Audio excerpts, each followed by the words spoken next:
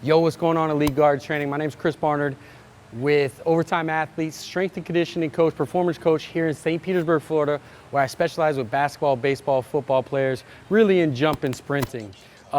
Today's video, what I wanted to share with you guys, the question is the top 3 exercises to increase your vertical as quick as you possibly can. Now, let me preface this video and let me just say it's a loaded question. There's so many variables, and honestly, it would depend on the athlete. For instance, if I had a young athlete that had, just came into me and their mechanics were off as far as actual jumping, I could essentially fix their mechanics, turn on their glutes, and they'd have a bigger vertical jump than if I worked with an athlete like a collegiate ball player with me that I typically would work with, and they would have maybe, a little bit different exercises. So it's a loaded question, but for me, being somebody with the vertical jump that I have, if you said, hey, Chris, you haven't trained for the past 6 months, what are the top 3 exercises that you would do to get yourself back up to a higher vertical? For me, it would be first and foremost a power movement, which would be a banded kettlebell swing or a spike. Then my other 2 would be a strength movement and an actual jump or an actual speed style movement, body weight style movement.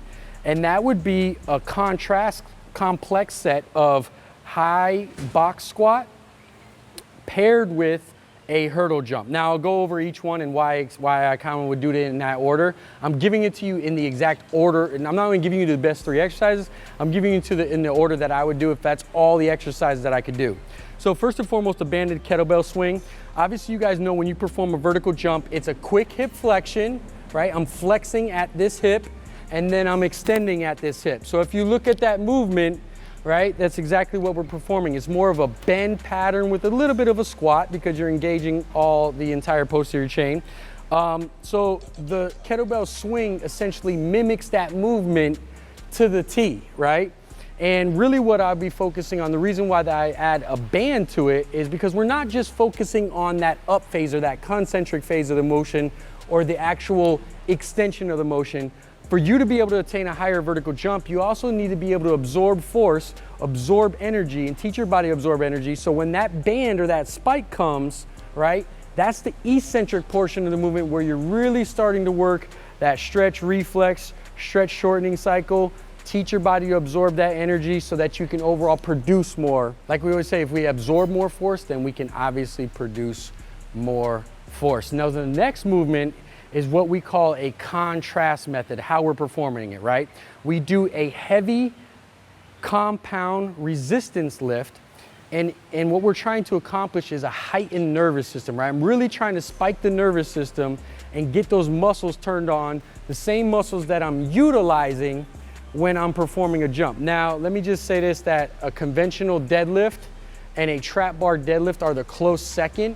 But for me, what I noticed when I was going for my 44-inch vertical jump, I started really focusing on trying to move my numbers up from the high box squat. And I noticed that they really started to add to my vertical jump. Now, there's a style that I like to do it at. Box height, you obviously want to make it a height of where your angle would be when you're jumping. So I usually come down about a quarter squat when I'm getting a full jump. Most athletes, as soon as they start to dip below quarter, those are the athletes that typically can't absorb a lot of force. So what happens is they can't rapidly produce it. So they actually have a lower jump. Their jump isn't typically as high. You're never gonna see an NBA player go to dunk and come down here, but you'll see a young kid do that. And what I like to do after I get that box height to right where it is, I like to bring my feet in just a little bit more narrow to mimic, again, more of a jump as opposed to outside here. And then from there, I like to come on the box from a static position, and everything, no matter how much weight I have, I'm trying to move that bar up from that static position as fast as I possibly can. I like to load that up, stay under 5 repetitions, really make the intensity high.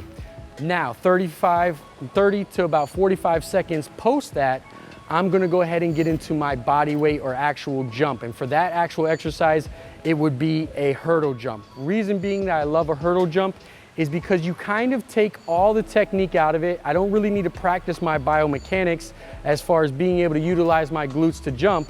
So really for me it's more of a competition-based thing where I'm just trying to get as high as I possibly can, and it's a max effort jump.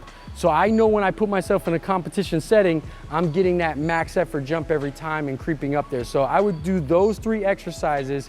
And if I just did that right there, let's say with the kettlebell band swing, let's say I did 5 sets of 10. Let's say with the squat paired with the jump, I would do 5 sets of 5, 5 sets of 3 with the actual box squat. And then I would do 2 jumps moving up ascending order every single time.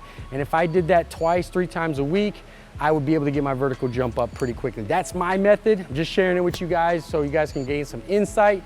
Hope that helps some of you guys. You can start to implement some of these exercises. I'll see you guys soon.